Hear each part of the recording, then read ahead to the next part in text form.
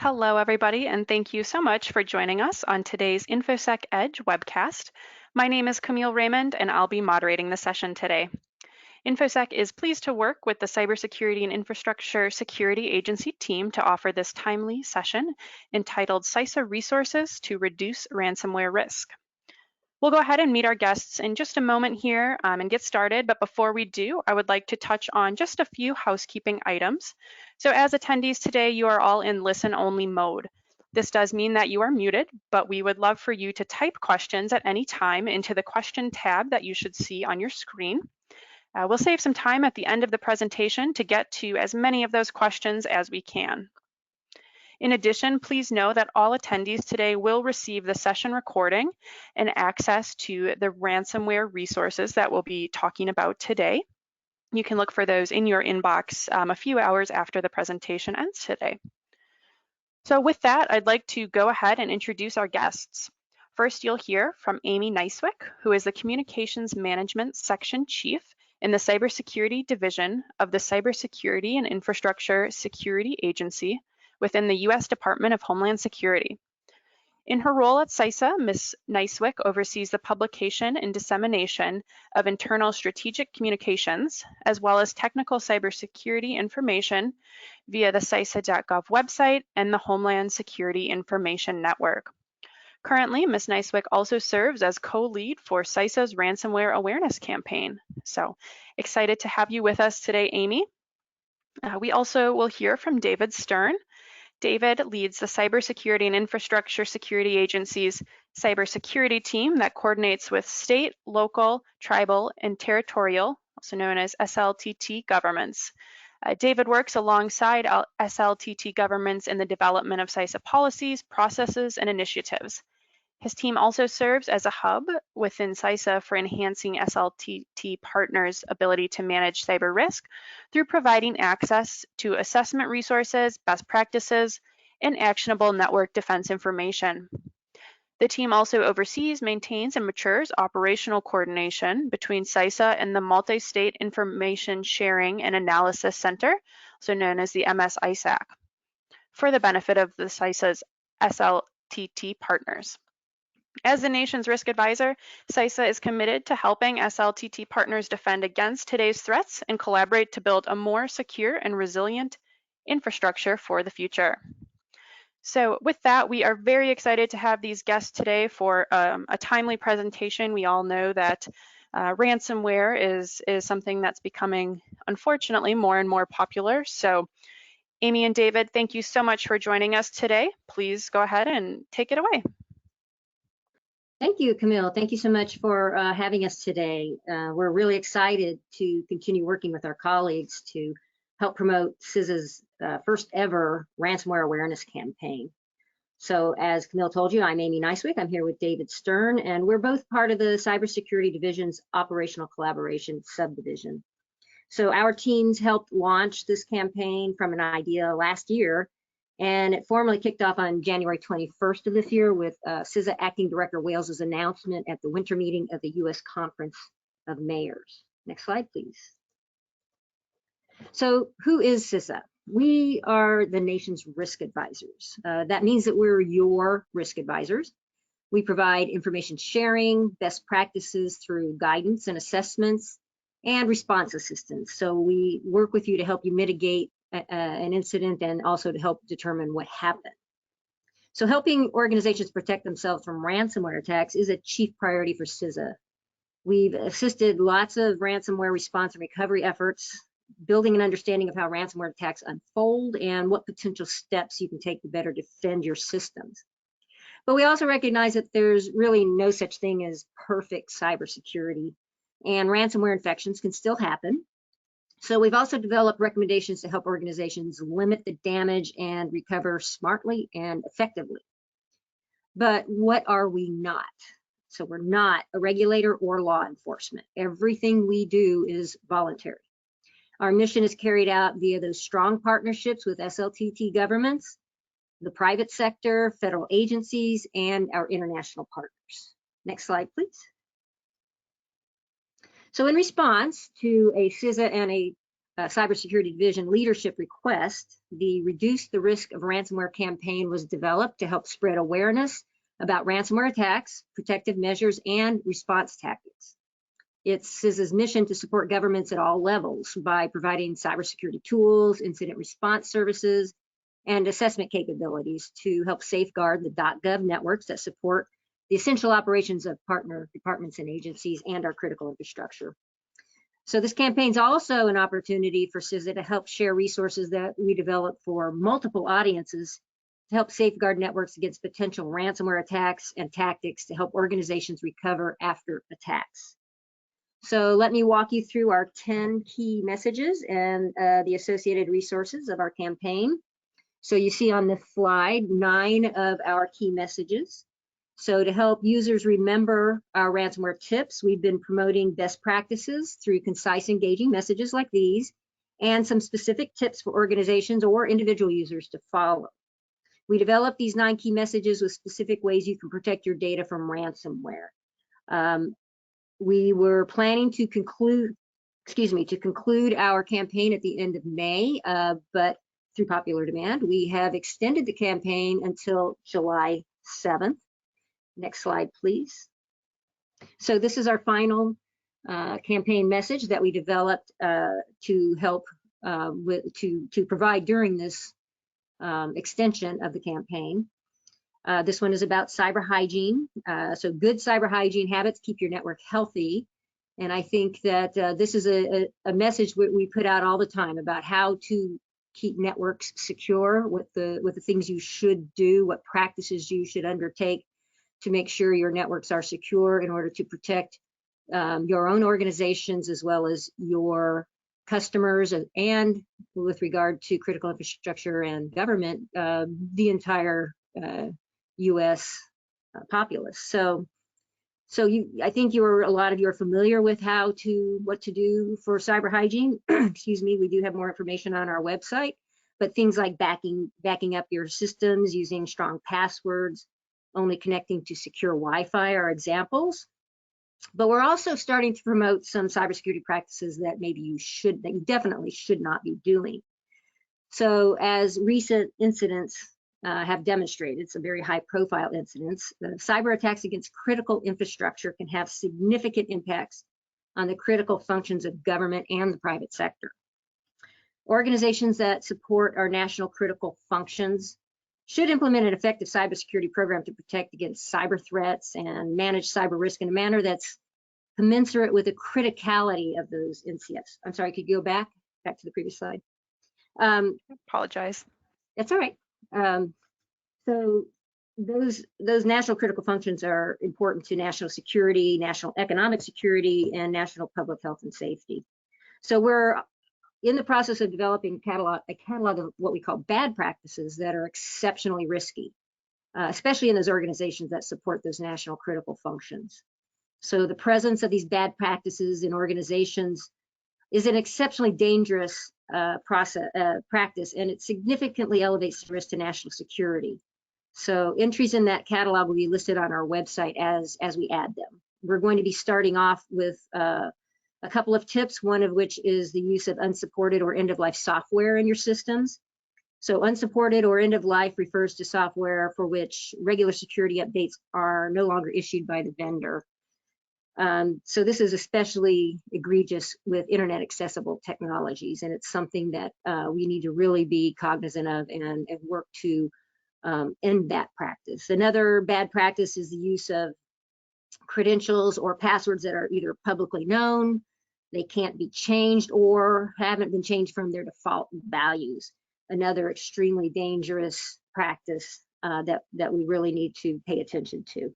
So we encourage national critical function operators and stakeholders to engage in those necessary actions and the critical conversations that are needed to address those bad practices. Okay, next slide, please.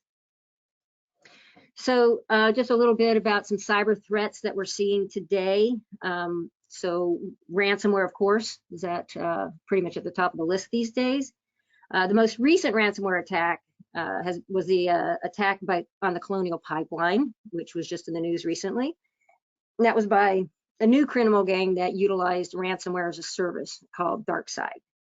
And while this was a new group, it has been known to develop and market hacking tools for other groups and to encrypt and steal data using a double extortion model where they threaten to publicly publish their victims' data along with requiring a ransom payment. So interestingly enough, this group seems to see itself as being ethical in that it claims to donate portions of its profits to nonprofits as if it were some sort of like cyber Robin Hood. You're probably all familiar with WannaCry. That was a ransomware crypto worm, and it targeted computers running the Microsoft Windows operating system. That the attack in 2017 that is so famous, that impacted more than 10,000 organizations in 150 countries. REvil is another private ransomware as a service operation. So experts believe that it's an offshoot from a previous notorious but now defunct hacker gang called GandCrab. But back in June of 2020, the Brazilian power light utility called Light was the victim of a ransomware attack with REvil. Hackers demanded a ransom in Monero cryptocurrency that amounted to about $7 million at the time, but that was later doubled to about 14 million. But we don't have any public information on whether that ransom was paid or not. Ryuk is a type of ransomware known for targeting large public entity Microsoft Windows cyber systems. Its targets tend to be high-profile organizations where the attackers know they're likely to get paid, and their ransom demands are pretty steep. It's one of the first ransomware families to include the ability to identify and encrypt network drives and resources, as well as delete shadow copies on the endpoint. So that means the attackers can then disable Windows System Restore for users, which makes it impossible to recover from an attack without having external backups or rollback technology, which is one of our messages, is to make sure you have backups and keep them offline so they don't get encrypted. Conti ransomware is very new. It appeared on the threat landscape back in May of 2020. It has undergone some rapid development since its discovery and is actually known for the speed at which it encrypts and deploys across a target system. It's a human-operated double extortion ransomware that steals and then threatens to expose information as well as encrypting it. And the FBI noted that Conti ransomware attacks target law enforcement agencies, emergency medical services, 911 dispatch centers, and municipalities. Maze ransomware is a variant of Cha-Cha ransomware. It's been very active, and it makes lots of high-profile victims in almost every vertical. So finance, technology, telecom, healthcare, all across the board. The main forms of distribution for Maze are mouse spam campaigns that utilize weaponized attachments, mostly Word and Excel files, as well as remote desktop protocol brute force attacks. Phobos ransomware is named after the Greek god of fear, appropriately. So it's sold in the underground as a ransomware as a service. This means that criminals that have very little or no technical know-how can create their own ransomware strain with the help of a kit like this, and then organize a campaign of their own against whichever desired targets they want to attack. COVID Lock is a type of ransomware that poses as a mobile phone app that lures victims in by offering COVID information through downloading the app. The spread of COVID-19 led to an increase in phishing emails and other malware that were designed to entrap people looking for information about the virus. And in this case, if the ransom's not paid, the attacker threatens to release all private information publicly and erase the phone's memory. So the scheme denies the user access to their personal data by forcing a change in the password or PIN that's used to unlock the phone. CryptoLocker is a strain of ransomware that's so potent and dangerous, it took a dedicated global government task force to bring it down, but not before the cyber criminals behind it raked in millions of dollars from their victims back in 2014. CISA ransomware attacks have targeted a range of sectors, including law enforcement, government, healthcare, and finance. According to cybersecurity analysts, CISA is a variant of the Mespinoza ransomware family and has been active since at least October of 2019.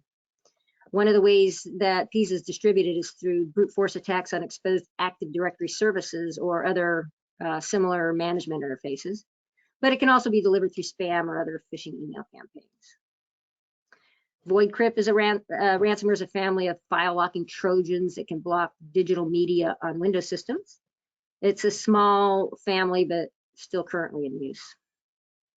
And so there's also a list here of some malware that often can be used either to help spread or drop ransomware on systems, or also just high visibility new targets. So remote access Trojans are RATs, are programs that provide the capability to allow covert surveillance or the ability to gain unauthorized access to a victim's PC. So it's like creates a backdoor into a victim machine and allows the attacker unfettered access to move around through the system, monitor user behavior, change settings, browse and copy files, etc.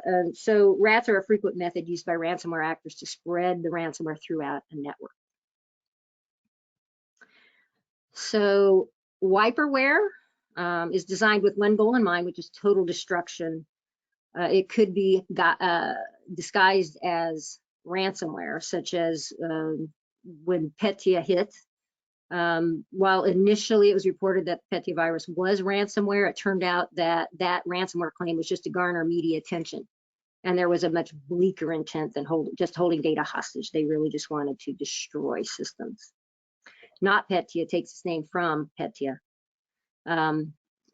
But it was not ransomware either. So its messages seeking ransom were disingenuous because there was really no authentication, decryption for payment opportunity. They of course also wanted to just cause a lot of damage, and that damage from NotPetya has been estimated at about $10 billion. ICS and OT, so operational technology, refers to computing systems that are used to manage industrial operations as opposed to administrative operations. These would include things like production line management or mining operations control or oil and gas monitoring, things like that. Industrial control systems, or ICS, is a major segment within the operational technology sector. These are typically mission critical applications with a high availability requirement, meaning they have very little tolerance for downtime. And they're becoming a very attractive target of ransomware criminals, an example being Colonial Pipeline, because of their low tolerance for downtime, and therefore the higher probability that the victim will go ahead and just pay the ransom in order to get their systems back up and running quickly. APTs, or advanced persistent threats. Advanced persistent threats are cyber attacks employing a range of sophisticated techniques that are designed to steal the company's information. They use continuous, clandestine, and sophisticated hacking techniques to gain access to a system and then remain in there for a prolonged period of time with potentially destructive consequences. APTs will sometimes deploy ransomware on vulnerable high-value systems. There are also threats to external dependencies to think about. So with third-party vulnerabilities, organizations often rely on an ever-increasing and expansive ecosystem of third parties to broaden and optimize their capabilities. By leveraging the extended digital capabilities of these external partners, organizations are better able to grow and compete in their respective markets. But that resulting relationship brings a host of benefits, but also it complicates or adds to or exacerbates existing risks to the organization. So for example, one, or if not the most critical risk companies everywhere face is cyber risk, or the potential to be breached and lose customer data, intellectual capital, or more. Because many third parties are technology partners, they have complex IT solutions or perhaps a lack of security controls. Cyber risk can be introduced by them into your environment. Supply chain attacks are also cyber attack. They can be cyber attacks that seek to damage an organization by targeting less secure elements in the supply chain. An example of this would be the recent SolarWinds attack. Stuxnet was also another example of a supply chain attack. Next slide, please. So here are some of the most common methods ransomware actors use to infect a device or a network. So phishing emails are still the most common method for attackers to initially infect an endpoint with ransomware. One type of phishing attack involves the threat actor using targeted, personalized, and specific information to craft emails to gain trust and also trick potential victims into opening attachments or clicking on links to download malicious files. So clicking on those files or enabling macros allows the file to execute, which starts the process of encrypting data on the victim's machine. Compromised websites, cyber criminals have been known to manipulate website code in order to disseminate ransomware or other forms of malware.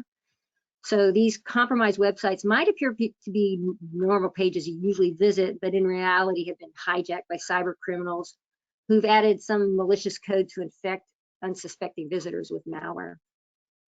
Malvertising is the use of malicious or hijacked website advertisements to spread ransomware and other types of malware. So it bypasses built-in browser protections against pop-ups and forced redirects and inserts malicious ads into legitimate ad networks. Cyber criminals can use carefully crafted and tailored malicious ads as part of a targeted campaign against a specific victim, not just as broad spectrum attacks. Exploit kits are an automated method of infection that allows cyber criminals to discreetly exploit vulnerabilities on a victim's equipment while they're surfing the web. So relying on vulnerable applications like video players on a compromised website, cyber criminals can infect the unsuspecting victim with malware such as ransomware or perhaps some remote access tools. Drive-by or drive-by downloads. A drive-by download is any download that occurs without your knowledge.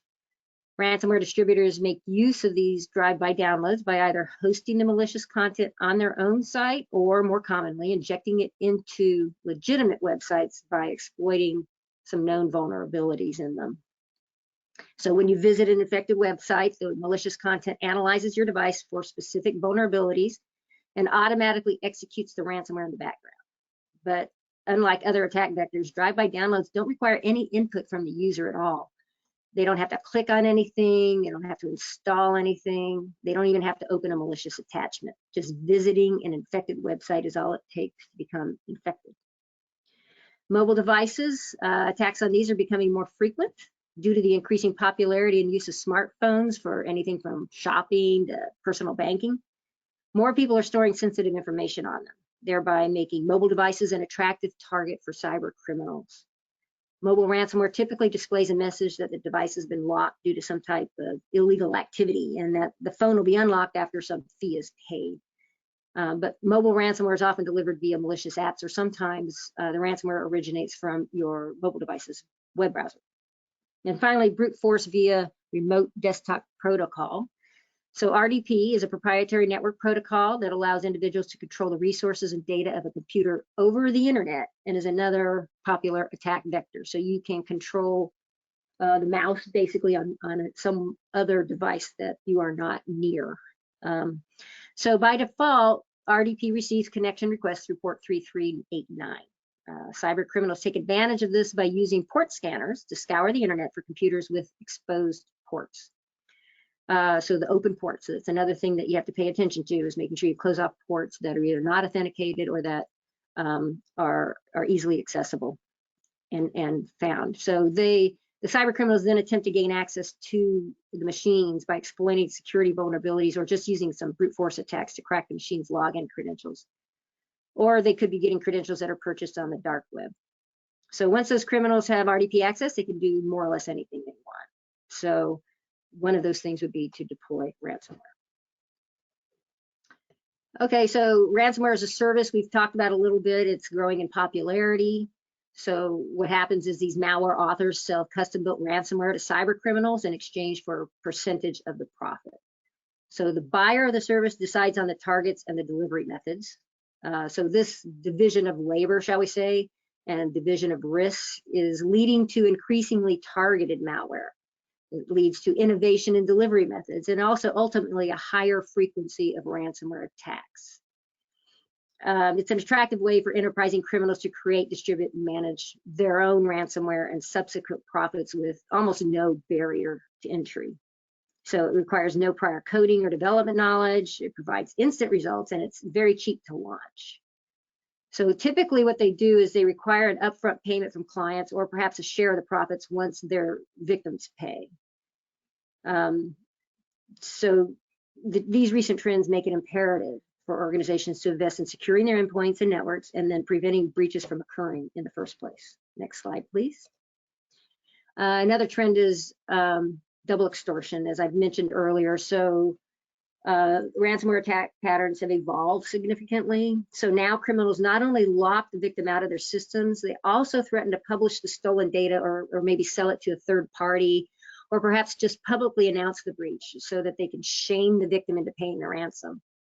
By the way, they often do that anyway, even if the ransom is paid.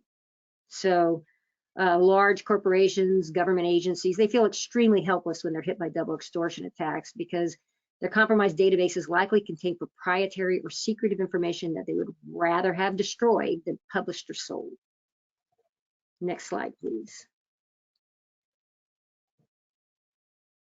So some of our CISA ransomware resources. So we recently stood up a new webpage on CISA.gov called CISA.gov/ransomware that has like the necessary resources to protect, detect, respond, and recover from a ransomware attack.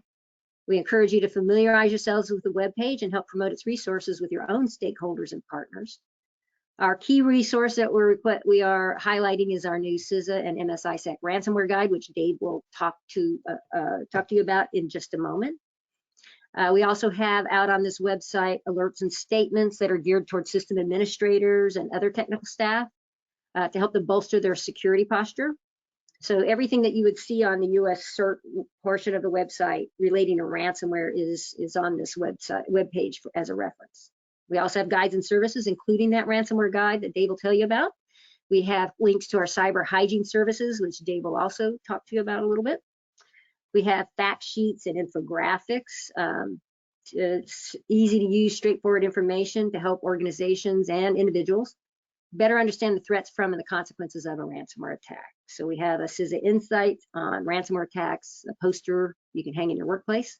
There's a technical fact sheet from our NCI JTF law enforcement partners on ransomware, what it is and what to do about it. And finally, there's a US CERT security tip on protecting against ransomware. We also have posted links to trainings and webinars that you can go to help understand various aspects of ransomware and how to fight it. Next slide, please. So we do have also a ransomware campaign toolkit out there on our website, which shows you all the different messages that we've used throughout the campaign, as well as graphics that you could use on your own promotion of these resources for those 10 messages we talked about. So I encourage you to go out to our CISA.gov/ransomware and take a look at that. So these resources are available to anyone, and we encourage you to use them in your own organizations to share ransomware prevention and recovery best practices. So now I'm going to turn it over to Dave to talk more about our ransomware guide and our CISA's resources that are available to you. Thank you. Thanks, Amy. Good afternoon, folks. I'm David Stern, and I lead efforts at CISA to support our state and local partners within CISA's cybersecurity division. Today, I'll give a quick summary of our ransomware guide, which was created with our great partners at the MS-ISAC and Election ISAC. These folks provide a spectrum of cyber risk management resources and managed services for state and local governments and election organizations on CISA's behalf. I'm also going to cover some of the no-cost, I like to say included, services available from both CISA and the MS-ISAC. And you won't have to take notes. Everything I'm going to speak to you today is contained within the joint CISA and MS-ISAC ransomware guide, and that's been shared with you, and it's also available on our website. So a few important points before we start going through the guide. Your organization may be a target and ransomed based on your ability to pay, but the truth is that most of the time, your organization is not a target. Access to a network is considered a commodity, nothing more than a commodity, to be bought and sold by access brokers, such as operators of commodity malware such as TrickBot, with access usually gained through phishing or exploitation of internet-facing vulnerabilities. This access is usually bundled with access to other similarly situated organizations and sold to those hoping to deploy ransomware or for other purposes. Those that are betting that you will pay the ransom so the cycle can continue. The reason this occurs is because an organization is low-hanging fruit, because the organization has not undertaken basic cyber hygiene best practices to increase essentially the time and cost investment to the adversary. There are times that you might think to yourself, so why would my organization be a target? The answer is that your organization need not specifically be targeted to be at great risk. When you refuse to pay the ransom, or better yet, take risk management steps to protect yourself in advance, you interrupt the business model and increase the cost to our adversaries. This is a key part of fighting back. There are key measures that you can take to better position your organization and protect your customers and citizens. These measures are critical, and equally critical is buy-in from the top of your organization. Ransomware should be considered in the context of business risk. I think most of us on the phone understand it to be an existential threat to many businesses and organizations. So if you don't want to stick around for this full federal government spiel, I'm going to outline right up front some of our critical recommendations here. If you're on this call and not a practitioner, empower your security staff to do the right things for your organization and to best inform you on what is not being done so you can make the right decisions. There has to be intent, empowerment, and basic understanding enabled at the top of your organization. 2, what are we empowering? First, raise awareness and build resilience into your staff. Humans are the weakest link in cybersecurity and always will be. They are also a critical line of defense. 3, patch software, patch. By prioritizing internet-facing applications, it's important to understand that using end-of-life software and operating systems, especially on internet-facing devices, is not an acceptable risk, period. 4, have a plan. How are you sharing information and taking steps to defend yourself in steady state? If impacted, what are steps 1, 2, and 3? What are you going to do even before help can arrive? 5, have backups. I repeat, backups that are not connected to the network where the data resides that is being backed up. Regularly tested backups. If you don't know what to back up, that means you don't know what data is mission critical. Data and systems needed to meet your core mission are mission critical. Maintaining stock images and configurations of IT assets that are used to deliver critical services is critical. I am not talking about email. I am talking about services that are revenue generating and the lifeline of your business or organization. If you're a state and local government, add public safety to this equation. Focus on those. Lastly, if you don't know who needs to be in the room and who you are empowering, if you don't have a comprehensive plan, if you don't know what is mission critical, so if you have kind of second order ignorance and you don't know what you don't know, hold a tabletop exercise. This is merely a discussion involving the various business units of your organization to help you think through what would happen if the most critical service that you deliver to your customers or citizens were to be impacted by ransomware or other cyber threats. Think through what needs to be in place, and this is key, in advance to manage the risk. Do this because ransomware is an existential risk to your organization as a going concern, its reputation, and to the customers and citizens that rely upon you. If you ask me, David, what is the least we can do? These things are the least you can do. So now a little bit more on our guide. So our guide has got 2 sections, best practices and a ransomware response checklist. We've had a strong demand signal from our partners asking what do they need to know, and equally important, or more important, what do they need to do to manage the risk posed by ransomware and respond if impacted? We've organized the guide based on common ransomware attack vectors, some of which Amy has already discussed, and tried to provide the most notable best practices based on both CISA and MSISAC experience assisting our partners. And these key areas include phishing, precursor malware, internet-facing vulnerabilities and misconfigurations, and risk that's introduced by third parties. We also include incident response and communication plan templates within the guide. Next slide, please. So first, let's talk a little bit about the best practices. So first and most importantly, as I just discussed, you've got to maintain offline encrypted backups of data and regularly test them. Next, what is your plan? Within the guide, we've included the Public Power Cyber Incident Response Playbook. That is a great resource it doesn't only include templates, but it helps your organization better organize itself around cyber incident response. It also includes guidance and templates for managing internal and external communications related to an incident. It's critical to have these plans in advance. I think you will find that you will not be able to build an effective plan in the middle of a response. The ransomware response checklist, which is the second part of the guide, also serves as a ransomware-specific annex to organization cyber incident response plans.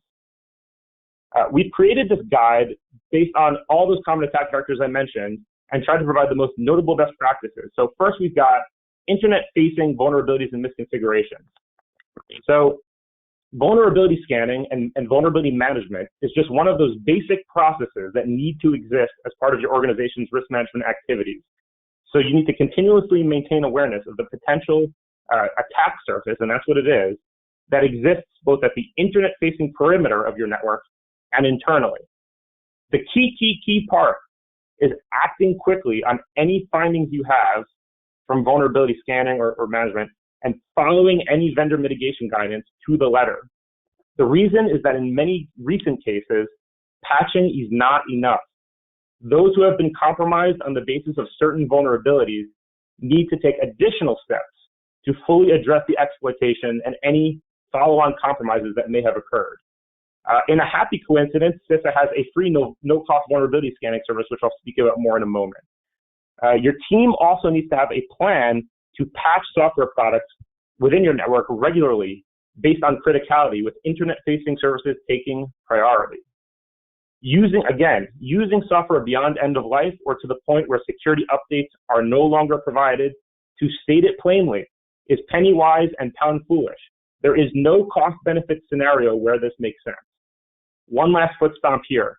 So your organization needs to be very careful to employ best practices for remote desktop protocol, or RDP, and other remote desktop services. These services should only be used where absolutely necessary. Taking steps like utilizing multi-factor authentication in association with any remote access to your network should not be viewed as optional or as an undue burden. Is absolutely critical. Let's talk about phishing a little bit. So, as we discussed earlier, humans are the weakest link in cybersecurity. Building resilience into your humans is critical and a worthwhile investment alongside procurement of fancy widgets, security capabilities, and implementation of policies. For example, ensuring that your awareness and training program includes how users can identify phishing emails and complementing that with a policy and process to report them centrally is a great idea. And we also have training videos at CISA that can help. If you want to take the next step, we also have a no-cost phishing assessment, which I'll speak about later. DMARC, I want to talk about DMARC. DMARC makes it easier to determine whether a given email is legitimately from the sender and what to do if it isn't. The important thing to understand is this helps your organization identify spam and phishing emails and keep them out of people's inboxes. It also stops your domain from being used for phishing. This is critical to help avoid business disruption that a successful phishing campaign can lead to. It also helps protect the reputation of your organization. Finally, emailed Microsoft Office documents that have embedded macro scripts are a common means of initial infection. Depending on your risk tolerance and your business needs and the needs of your users, your organization may be able to disable macro scripts specifically in files that are transmitted by email, which can prevent the subsequent download of malware and ransomware. Next slide, please. So precursor malware infection.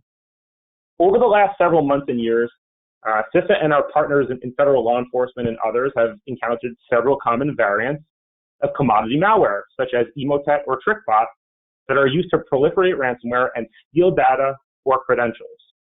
Besides ensuring that antivirus and endpoint detection and response capabilities are properly configured and updated, keeping a close eye on the information that CISA shares in its alerts and analysis reports, often distributed through sector, what we call ISACs, Information Sharing and Analysis Centers, like the multi-state ISAC, is a great way to keep on top of the new malware variants that emerge and the related tactics, techniques, and procedures we see being used by malicious actors.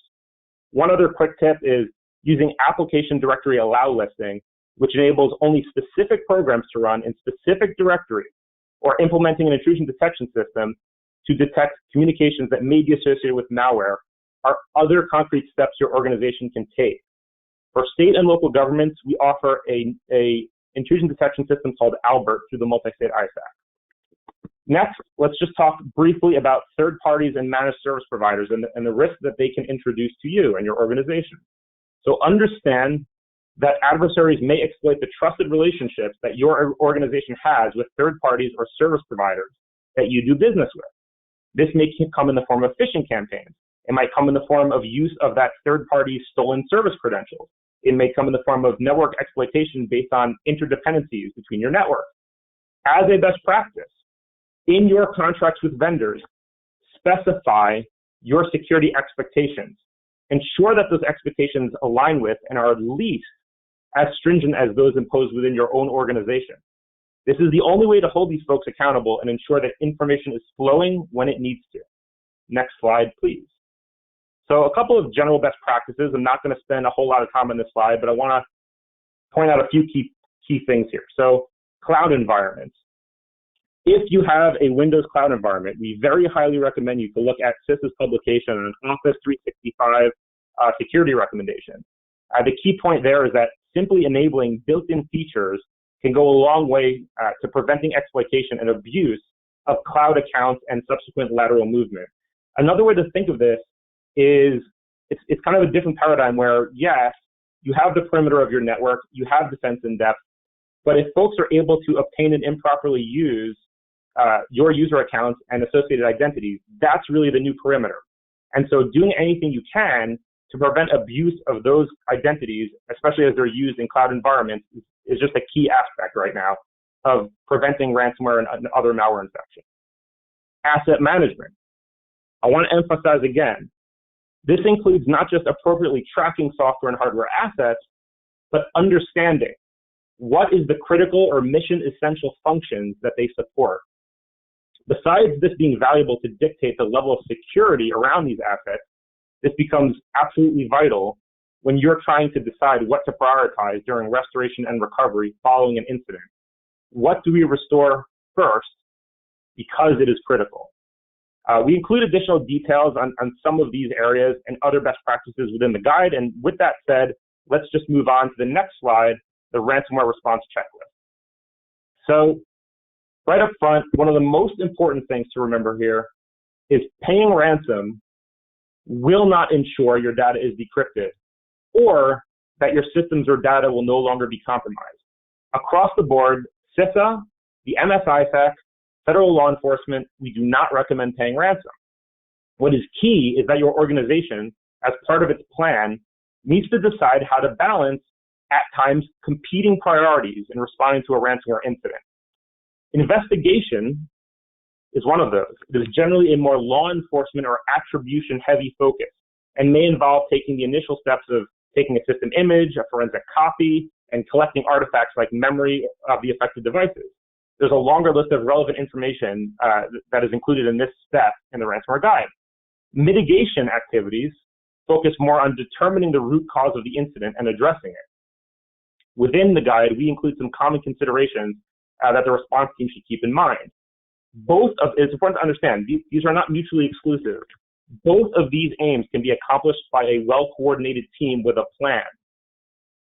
The initial aim here should really be shutting down the network from the switch level. So when I say shutting down, I mean removing network access to isolate the affected systems from the internet and each other. Only power down systems if there is no other way, if there's no way to avoid that, as shutting them off will lead to the loss of critical information that you will need to enable your investigation. Next slide, please. So here it is again. You've got to know what is critical to understand what to restore first.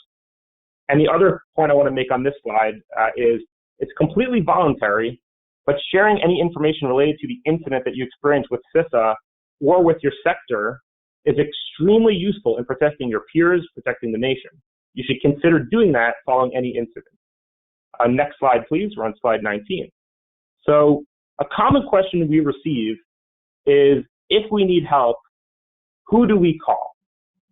This can depend on your local relationships with CISA, the FBI, or the Secret Service. What's important to understand is that we truly all work together as a team, and a call to one is a call to all. We have liaison officers that sit with us at CISA from both the FBI and Secret Service, for example. But it's important to understand that we have different roles. Federal law enforcement focuses on investigation and attribution. CISA focuses on mitigation of the incident at hand. We've also got some contact information here on this slide if you'd like to build a closer relationship with CISA.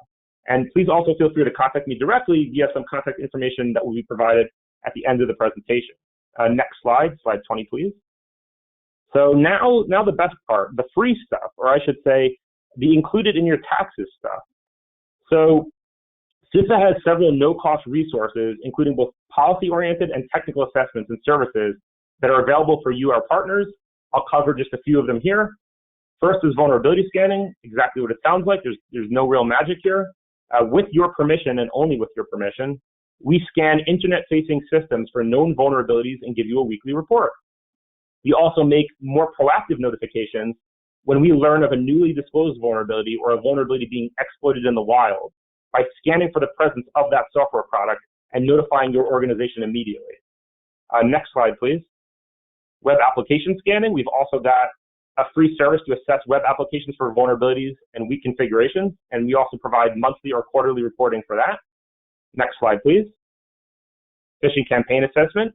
As I mentioned earlier, this is exactly what it sounds like. It is the federal government coordinating with you to phish your users over a 6-week period using phishing emails of increasing complexity. At the end, we give you a report that can provide some insight into the effectiveness of your phishing awareness training. Next slide. We've got a couple of policy assessments. So the Cyber Resilience Review and Cyber Infrastructure Survey are delivered by our regional, so local to you, cybersecurity advisors. These are interview-based assessments that look at the operational resilience of your organization in terms of the maturity of your policies and processes. Are these just ad hoc processes, or are these documented, repeatable processes? The Cyber Resilience Review is a bit more comprehensive, and the Cyber Infrastructure Survey is lighter weight and covers fewer risk management areas. We've also got available an assessment called the External Dependencies Management, which helps you examine the relationship that you have with third parties. If you don't know who your local cybersecurity advisor is, please ask us. Next slide, please. So malicious domain blocking and reporting. At this time, this is a service that we fund specifically for state and local governments. It is a protected DNS service. What does it do? It blocks connections to known malicious web domains associated with phishing, malware, and ransomware. And so far, since July of 2020, we've got about 1,800 plus state and local governments participating in it. Next slide, please. So the last assessment I'm going to mention, and this will be the last slide of our presentation, is the Nationwide Cybersecurity Review. This is also for state and local governments.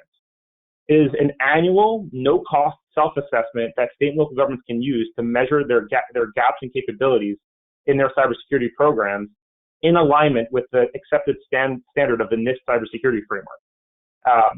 All states and nearly 3,000 total state and local governments took part in 2020. We used the data to drive our programs and also to provide an anonymized aggregate report to Congress so that our lawmakers and policymakers can better understand the state of state and local cybersecurity.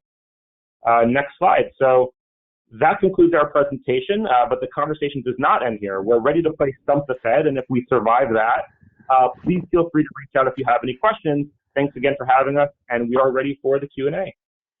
Awesome. Well, first of all, thank you, Amy and David. We covered a lot of information.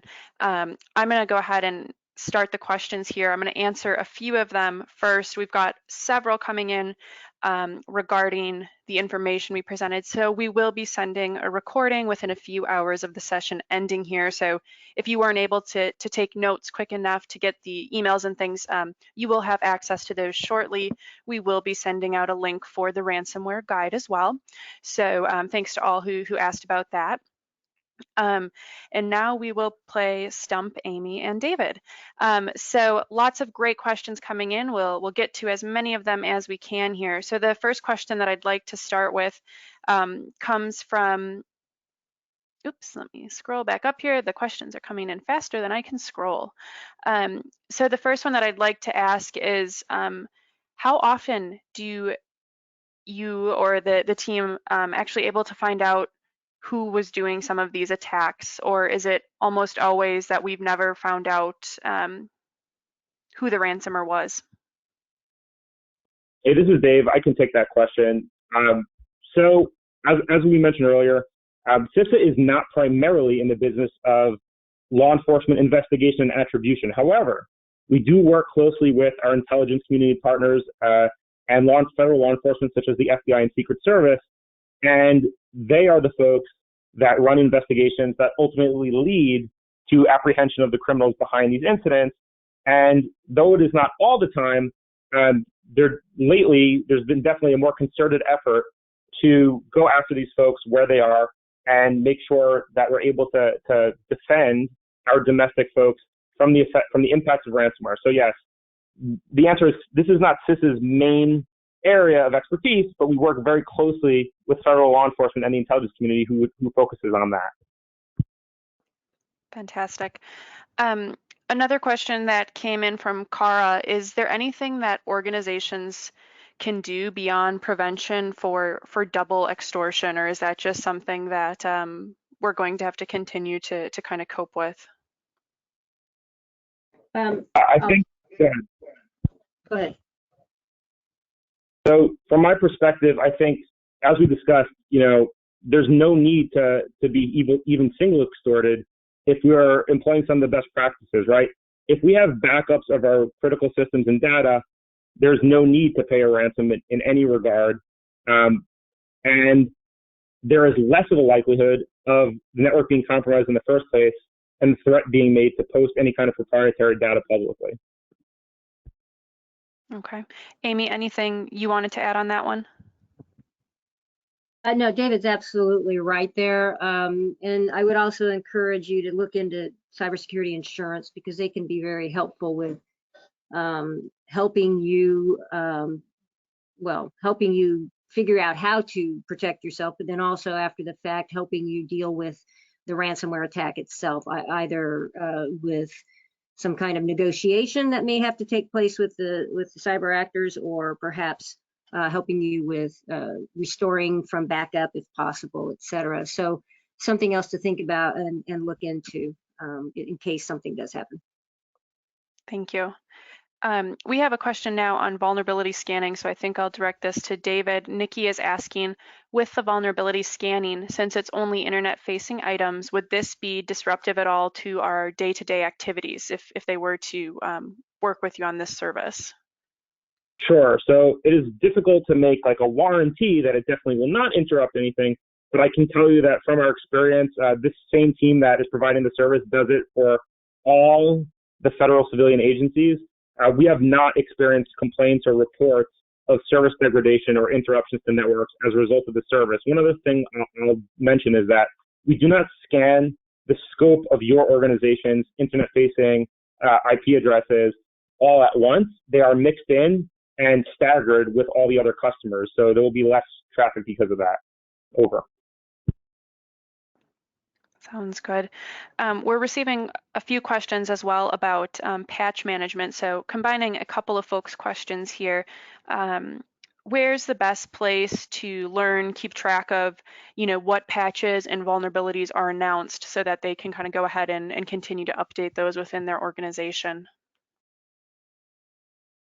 So CISA provides alerts and as well as advisories and all of that on our uscert.cisa.gov site. So if you were to subscribe to get notifications when we do push out information, you can do that.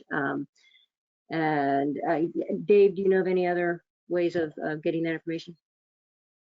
Yeah, I agree. I think the key areas would be the website, as Amy mentioned. A key place to look is we have a series of posts called Current Activity, which every time that we're posting a new product or we're talking about a new vulnerability that we're focusing on, you'll see a CISA Current Activity come out, and you can subscribe to see when those are posted.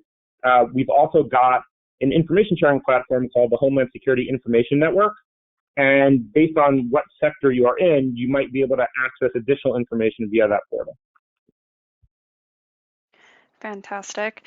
Yeah, so certainly so important to keep up with those updates and patches, as you stressed earlier. So some good resources to look for those. I'm going to, again, combine a few questions on different questions on who is eligible for leveraging some of these services. So we have folks asking about, other organizations, if they're not eligible for the cyber hygiene services, or different industries, including different countries, what other resources are available, or if they can still, use the guide and that sort of thing. So I'll take the first part. You can definitely use the guide. The guide is out on the website, and that's free for use. And One great way to be able to access maybe some of those services that are limited in terms of how, our bandwidth with regard to being able to provide them is to join one of your ISACs. The MS ISAC is a great resource for those who are in SLTT. If you were to join an ISAC that's appropriate for your company or organization, then that we use those ISACs as a way of sharing information back and forth, and that's a good way to go in and help and get more help on these types of services. But Dave, do you have anything to add? Yeah, just on the question about services and who they're available to, the vulnerability scanning, the web application scanning, and the phishing assessment, those are available for public and private US-based entities. So whether or not you are a critical infrastructure sector based organization, that's not material. If you are a US-based public or private organization, you can use those services. The malicious domain blocking service, I mentioned the protective DNS one, as well as the nationwide cybersecurity review, those are for US, state, and local governments only. And David, we have a question from Mikhail about size requirements for private businesses that are US based or any are applicable there, Nope. any size. Okay. If you only have one IP for us to scan, we will scan that IP. Okay. Sounds good. So that covered several questions. We have time for just a handful more.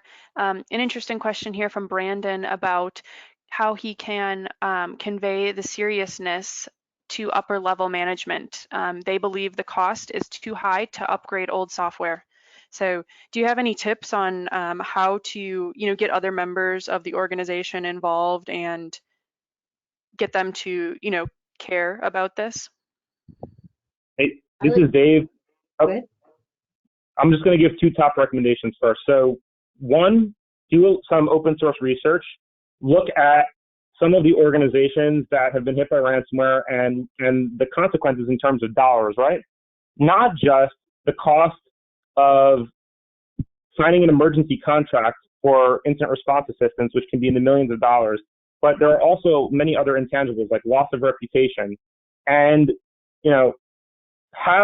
use that to have your leadership understand the true cost of not investing in cybersecurity. The other thing that you can do is, based on the assessment offerings we provide, in the regular reports we provide for services such as vulnerability scanning, we give many nice visuals, charts, and graphs that show how effective is your organization being in patching. So there'll be metrics like median time to address critical vulnerabilities and your historical time to mitigate them, things like that. For the phishing assessments, they'll tell you how quickly are your users clicking and how quickly are they reporting. I'll tell you, as a quick preview for state and local governments click about twice as fast and report phishing emails about twice as slow. And giving them numbers and metrics and things that tell the story and make the narrative, especially in dollar terms, is what's going to get you there out. All right, I'm going to ask one last question before we move to the context slide and wrap up here. So good question to end on. What would you say is the single biggest mistake organizations make that make them vulnerable to ransomware?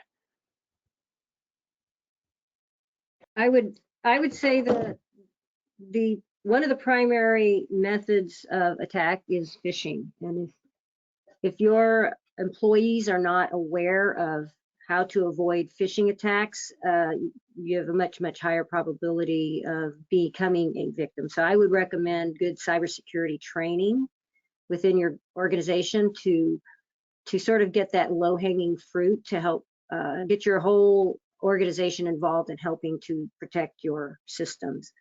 The second thing would be open ports, so that you're easily found on the internet, and attackers are able to find your vulnerabilities within your system and go out there and close those ports, and that will probably go a long way for preventing an attack as well. Hey, this is Dave. I would just add on to that. Thinking that you are not a target and that the scope of your organization is too small for actors to notice or for you to be a victim. It's not about, as I mentioned in the beginning of my remarks, it's not necessarily about targeting. It could just be that you're low-hanging fruit.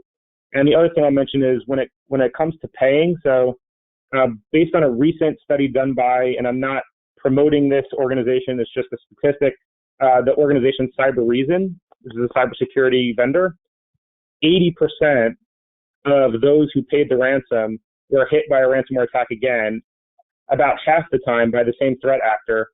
And another stat that's good for you is according to the FBI Internet Crimes Complaint Center, which takes complaints on cybercrime and tracks the losses related to ransomware increased year over year from 2019 to 2020 by 225%. So if those don't illustrate understanding that just because your organization might not be a deliberate target, it cannot be affected, I don't know what other statistics would.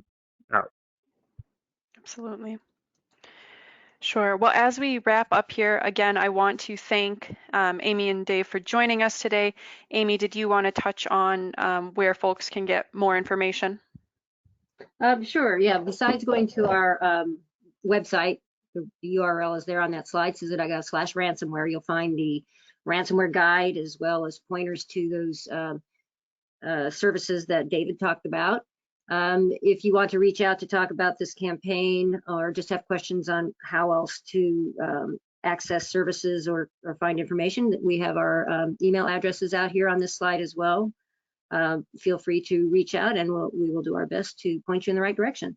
And thank you so much for joining and listening. Appreciate it. Absolutely. Well, as we come to an end here, I want to thank everybody for joining, especially those that asked questions. We had several questions that we didn't get to, so please feel free to check out the website, hopefully find some more information from CISA on the questions that weren't answered today. As the webcast ends here, a short survey will appear. If you could please just take one moment and complete it. We use the feedback and ideas when creating future webcasts. And lastly, to note, all of our live attendees today will be receiving a certificate of attendance in their inbox, along with the ransomware guide and session recording. With that, a special thanks to Amy and Dave for the extremely helpful and informative session today. You're both able to cover a lot of information, and we know that our attendees really appreciate that, and we hope that it helps many of you stay more secure and prevent any incidents from happening. So with that, I'm going to end the session. Thanks again, everybody, and have a great day.